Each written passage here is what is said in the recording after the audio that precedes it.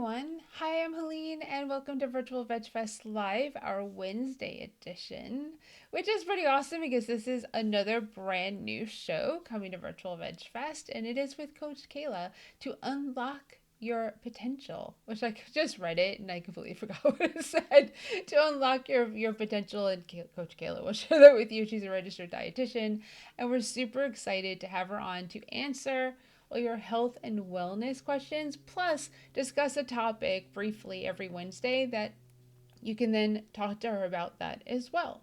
And these won't be very long. These will be 15, 20 minutes. So you don't have to spend or devote a lot of time to it, but you can definitely get those questions answered. Kind of like Monday with Kimberly, you can get lifestyle vegan questions answered. And then Wednesday with Coach Kayla, you can delve into that health and wellness and fitness. I mean, she's an athlete, she's a runner. There's so many things that you can learn from her, which is why she's here. So again, let's say thank you to Hodo Foods, who's our sponsor for this month for Virtual Veg Fest Live. And you can enter a contest, right? You can go to virtualvegfest.com. There should be a cute little graphic that says enter a contest, or like want to win a prize, I think it says. And then just click that and you can win like a prize pack from Hodo Foods or gain Crafters Organic and Follow Your Heart. Really cool. Thank you to them for donating prize packs monthly to us. So let's go grab Coach Kayla. Hey, how are you? Hi, great. I'm so excited. I mean, we've been Me excited about too. this since we started talking about it. So I'm really glad that you're part of this, and I'd love for you to share with everyone who you are. Yeah, sure. So I go by Coach Kayla. I am a registered dietitian and certified personal trainer, and my specialty is in plant-based nutrition. I am certified plant-based nutritionist with eCornell from eCornell. I took their plant-based nutrition certification course. And I'm also a runner. I know you mentioned as well that I am a runner. So most of the people that I do work with are also runners, but that is mainly just because that's my passion, and the people that I love to help the most are, plant-based athletes or runners. But yeah, that's me. That's I mean really cool. So the whole concept of this, which will start with you in 2 weeks on the 17th on Wednesday at 7 p.m. Eastern and 4 p.m. Pacific, is you're going to bring up a topic that more geared towards wellness and health and nutrition and talk about that for a little bit and then take questions. And we're open to questions and comments tonight if you have them, just so Mhm. you know. We definitely willing to answer anything that you guys have to ask within reason, of course. So, but let's throw you right out there and say since it's nutrition month, right? Let's talk Yeah, about a little bit about nutrition and yeah, get the ball sure. rolling. Sure. Yeah. I love to, of course. My passion is definitely nutrition, which is why I became a dietitian. And yeah, I mean, nutrition is, it's exciting. And we know also how important it is. I think, especially with the pandemic and what's going on, especially plant-based nutrition, why it's important to eat plants and what that means for our health and the environment and the world as well. And as you said, yeah, this month is National Nutrition Month. So I would love to focus on these talks on nutrition to really highlight that. And Academy of Nutrition and Dietetics, which is the kind of governing body of dietitians, has every March, they have a theme. And the theme this year for National Nutrition Month is Personalize Your Plate, which I think goes really well with the plant-based nutrition and how to really personalize your plate as somebody that wants to be plant-based and eat plant-based. Oh, that's awesome. So, what do you suggest? Yeah, so let's see. So when I think of the plate, let's talk about the plate. So the plate, that's, well, really what the academy supports as well as the government, is called the MyPlate. So has anyone seen, if anyone's on, let me know if you've seen or heard of the MyPlate. Now, there's one thing that as a plant-based dietitian, I'm not too crazy, honestly, about this MyPlate because it includes a protein group as well as a dairy group. And those of you that are vegan, right, you don't include those. So it might be confusing because they're like, well, this is what the government is telling us. And I won't get into kind of it, the political side of things, but really there is another plate. So there is plates that the Canada actually does use a more plant-based approach plate to use as a guide for people to eat more plant-based. Um, and the Physicians Committee, if anyone's heard of the Physicians Committee, it's a huge organization really that's all focused about plant-based nutrition, which I think is really great. So a lot of the information that I teach to people as a dietitian, it comes from either T. Colin Campbell's research, from his Science of Nutrition studies, right? Oh, thank you. Put the link in there. Yes, and the Physicians Committee is also really good, a good resource as well. So, anyways, the Physicians Committee created a plate. So when I think of right personalizing my plate, this is a plate that I would use as a plant-based nutritionist or give to other people as a guide, is using this plate. And that plate, just kind of visualize it like in my head, but it's really simple. I'm doing this with my hands because I'm trying to make a circle. So on this plate, there's four main food groups. So on that, basically the only thing that's not there, right, is the dairy.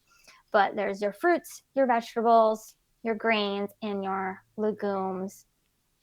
And legumes, I think, is a better, that replaces, right, our protein, or what we know as protein. Because when we say protein, really what we think, right, is animals. And if we don't eat animals, it makes more sense to put legumes there because it's a good source of protein, but it's also a food, right? It's a food group. Protein isn't really a food group. It's actually a macronutrient. So we don't have carbs and fats on the plate, right? We have food groups. So it actually makes a lot more sense to put legumes there than protein. But that's what the plant-based plate looks like. It's also called the power plate.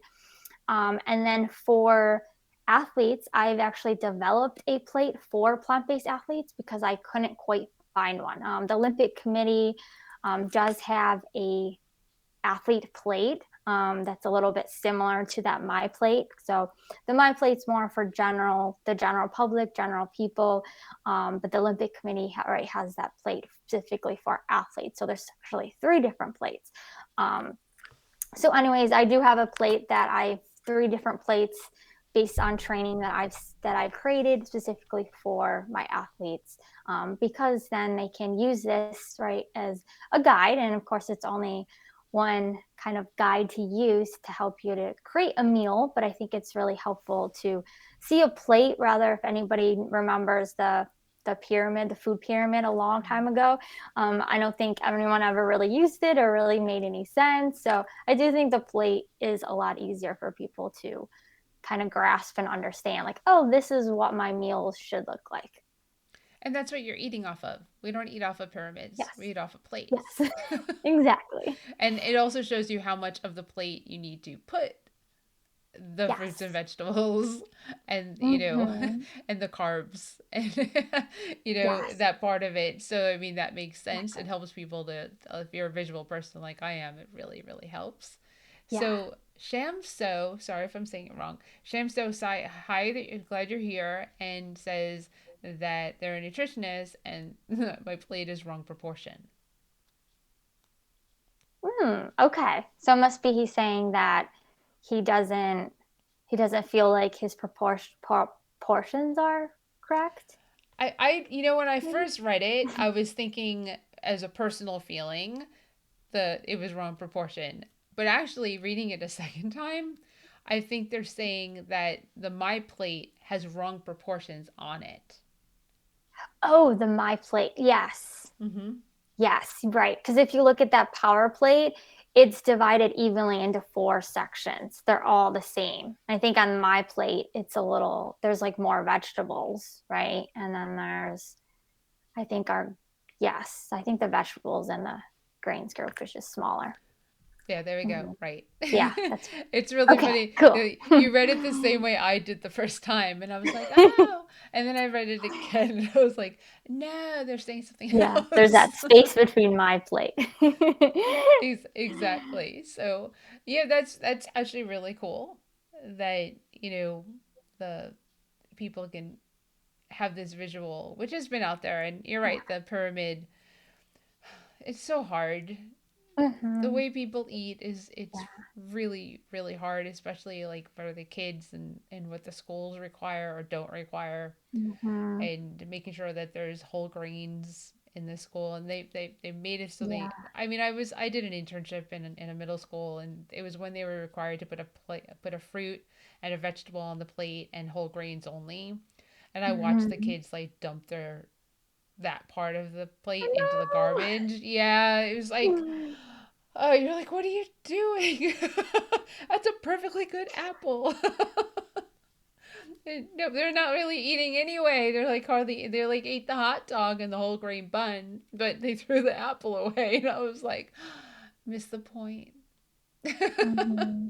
Yeah, yeah, it's tough. I think you have to create foods that are more fun for kids. Like, maybe a kid's not going to eat the whole apple, but maybe if you cut it up and put some cinnamon on it or, add some peanut butter, maybe they would like it. At least that's actually how I eat my apples. But if I bring an apple with me, if I'm on the go and I grab an apple, unless I'm starving, I probably won't eat it. I always have to have it cut up, and sometimes I put granola on it. And yeah. What's your favorite apple? Ooh, I don't know. I eat gala apples a lot or Macintosh. Have you had a Honeycrisp? Yes.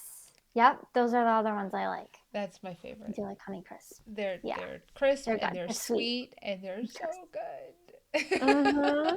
Yeah. Yeah. I'm from New York, so we would have Ah. lots of apples, and every fall we would go pick apples. Yep, I'm from New Yeah. York too. That's the first time I had a Honeycrisp.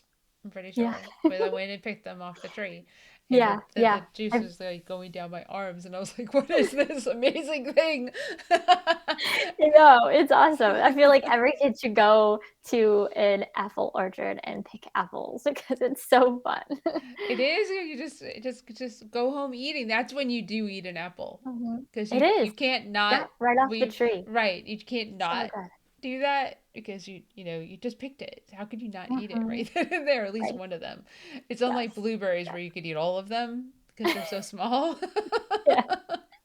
And then they're like, oh, I haven't did that whole basket that I just picked. Right, and blueberries are harder because there's so many of them.